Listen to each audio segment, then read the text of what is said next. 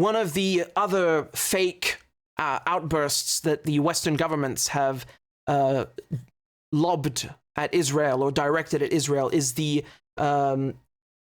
asking them to open more aid crossings, which obviously the Israelis did very reluctantly, and it's all part of a show. It's just to make David Cameron and Joe Biden and Rishi Sunak look like they're acting on Israel's assassination of the World Central Kitchen convoy. Here's a tweet from Dodgy Dave. He says, the opening of Erez and the port of Ashdod to aid for Gaza is hugely welcomed and something the UK has long been calling for. Yes, long been calling for while supplying the Israelis who are starving and killing the Palestinians. Yeah, that makes sense. There's no conflict of interest. Israel has also agreed, how kind of them, Israel has also agreed to increase the number of trucks entering Gaza to 500 a day and extend the opening hours of Kerem Shalom. Wow, you don't say. Oh, so they're not going to close on Saturdays for the Sabbath? Because they're actually doing that. The Israelis are using, once again, Judaism as a cover to justify starving Palestinians and their whole regime. And so they actually close the crossings on Saturdays due to the Sabbath, which is the holy day for Jews. And then they said the UN asked them, the United Nations, the world body, asked Israel to close on Saturdays for the Sabbath. I mean, the drivel that comes out of these people's mouths, it is such an insult to humanity itself. And then this thing with 500 trucks a day. I'm sorry, Dodgy Dave. Okay, you corrupt, vicious murderer. 500 trucks a day is nothing. Who the fuck are the Israelis to limit or determine how many trucks Palestinians can drive into their own country, damn you? What the fuck is this? They have agreed. Who the fuck are they? Why don't you ask the government of Sudan or China while you're at it, whether they agree? How irrelevant. The trucks don't come from quote-unquote Israel. They have nothing to do with fucking Israel. It's going from Egypt to Palestine.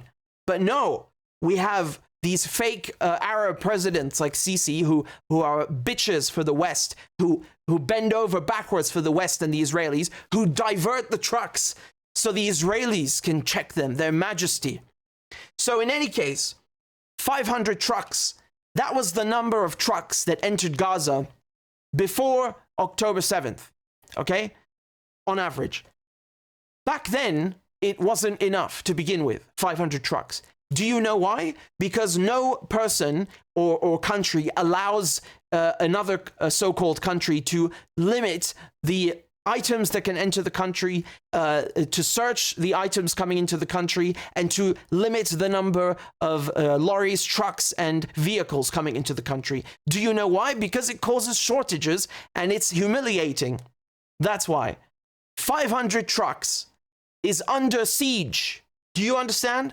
It's a limit that the Israelis put in place to starve the Palestinians. And in their own words, this is one of Sharon's advisors. He said that they should allow just enough food into Gaza so as to not kill the Palestinians, but keep them, barely alive. This is similar. The first thing that I think of when I read this is when I was a teenager, I gave a presentation on the treatment of Allied prisoners of war by the Japanese and the Nazis. And one of the things that the Nazis came up with is the hunger plan, right? It's by Backe, who was the Nazi food minister, and he came up with this brilliant idea of calculating how many calories are needed to sustain, properly sustain a German soldier at the expense of a Soviet prisoner of war. And so they came up with some ridiculous number of calories. I don't remember what it was, 100, 200, something like this. And this reminds me of the Nazis. Again, an absolute one-to-one, oranges to oranges parallel. So 500 trucks wasn't enough before. The Israelis have no right to determine the number of trucks entering another country. And on top of that, this is during a genocide. Even if you brought 5,000 trucks in on one day today, for example, you wouldn't be able to do anything because you need far more than what 5,000 trucks can carry. You need medical supplies. You need fucking hospitals, literally buildings that have been leveled by the Israelis. How could you possibly fit them into these trucks anyway? How could you fit the materials? You can't even bring cement into Gaza because the Israelis have banned cement. These evil, sick people. They bomb Palestinian homes and then forbid you from rebuilding the home. I mean, and then they wonder why people resist. Do you know there would be something very wrong with Palestinians if they didn't resist? I mean, any human being would say fuck you to these conditions. And we're only talking about a few aspects of it, right? So 500 trucks during a genocide is not enough. How do you distribute the food in the trucks when the Israelis are firing at people who approach the aid? They brought in trucks. Do you remember the first flour massacre? The first, there are multiple. They brought in trucks. And then what happened? People rushed to the trucks, which is normal because they're fucking starving. And then the Israelis massacred them. I just talked to you about another young man massacred because he was trying to pick up the aid, the benevolent aid, the generous aid dropped from the sky, the crumbs sprinkled over Gaza by Western powers who are arming Israel. Shot, just like that, for nothing, for no reason, for fun, for sport. How can you distribute any of this when the Israelis deny visas? They won't give UN workers and healthcare workers and humanitarian workers visas. Again, who are the Israelis to give visas to another country? Do you go and ask Mexico for a visa to visit England? What the fuck is this? And then they say there's no occupation. I mean, the nerve. Let me show you a clip here. More bakeries to open and hospitals to function.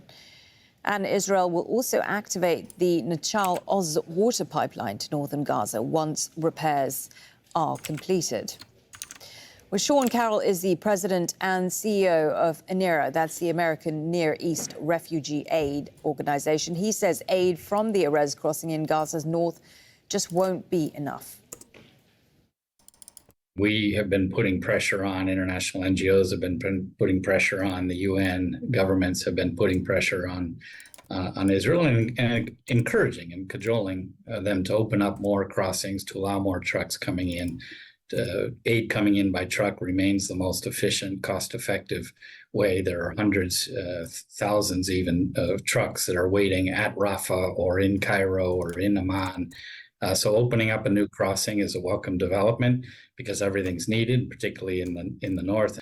The obstacles, the barriers, the challenges, difficulties are immense, and they're at every point and around every corner. And so anything we can do to provide some more options, and we will continue to push. We will continue to say, thank you, this is a good development, but it's not enough. And as you pointed out, we're nowhere near the amount of aid that's necessary. I think people forget that for the first 2 weeks of the war, the enclave was completely cut off. And so working to catch up to what was brought in before the war, even if we were getting to 500 trucks a day, we still wouldn't be catching up. And we have this acute malnutrition and famine rink, and it's too late for many people, and we're going to see those numbers spike, and we have to get more food in as quickly and at scale as possible.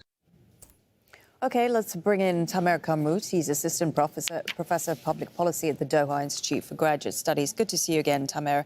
Let's begin with this admission of guilt by the Israelis. The army says it was a case of mistaken identity that caused them to shoot this convoy of international aid. Right, so I'll stop it there because they've changed topic. But really, it's so scandalous what they're doing, truly scandalous. So Netanyahu's office has said that they will allow temporary aid deliveries via a crossing in the northern strip to ensure the continuation of the fighting and to achieve the goals of the war. What? What does that mean? Who's fighting? What does feeding Palestinians have to do with the goals of your war? You're killing the Palestinians. I don't even know what this sentence means. So after this, the UN chief has criticized the temporary aid corridor to northern Gaza as inadequate. Well, yes, I wish he would also criticize the Israelis for their other war crimes, because there are daily war crimes, but he doesn't seem to take much action, does he? Especially after they've killed over 170 UN staff members. I mean, I would have resigned already if I had, been able to do nothing like him. Just resign in protest at least. What is wrong with you? You allow a scumbag like that to come in and participate in the United Nations and be a member while they're massacring UN staff? Have you lost your mind? So the crossing that they're opening is the Beit Hanun crossing. The Israelis bastardized it to Erez. This is in northern Gaza, and it was after Biden and Netanyahu had a stern word with each other. Oh yeah, I'm sure Biden really scares Netanyahu. Yeah, that's people assuming that the relationship works that way. No, it's Netanyahu who runs Biden, and Biden hands over weapons. That's all. In any case, Netanyahu said that Israel will temporarily open the Ashdod port to receive humanitarian aid packages that will be transported to the Erez crossing, which will be open for the first time since the current conflict started in October. So, just to show you on the map, this is Beit Hanun up here, if you can see my mouse, at the top, northern Gaza. And then the port is outside, and I mean, this is basically in line with what they were saying before, that they want to build a jet, they're going to put in a jetty and then build a pier, and they're going to bring in food because they love to feed Palestinians, and which is it's something they accomplish by murdering the people feeding the Palestinians and the Palestinians trying to feed themselves, right? That makes sense. I'm sure it has nothing to do with the gas that Gaza has. It has nothing to do with the strategic location of Gaza, nothing to do with the canal that they want to build. Yeah, they care about feeding people. Do you know, by the way, one of these giant ships that was coming to bring in food, which again is inefficient because trucks is the better option, but it belongs to World Central Kitchen, and the ship turned back, and now they've stopped operating in Gaza entirely. So well done. You've basically succeeded in starving Palestinians in another way, in an additional manner, by killing the workers and then making the charity that is bringing the food turn the ship back. So well done. I'm sure you're very proud of yourselves, genocidal bastards. Israel says by opening the crossings, the increased aid will prevent a humanitarian crisis and is necessary to ensure the continuation. Again, I don't know. I don't understand what this garbage is. What does that mean, prevent a humanitarian crisis? There are 1.7 million people displaced in Gaza. All of them are food insecure. They are acutely food insecure. In other words, they are starving. They are being starved on purpose. It's not because there's no food on the planet. There's nothing they can sow. There's no crops. No. There is food. We can feed everyone on Earth. But they choose not to feed them. They starve them on purpose. And then they say they want to prevent a humanitarian crisis. I can't believe I'm reading this. Again, it's so insulting. It's like when the United States, they talk about human rights while they're bombing people.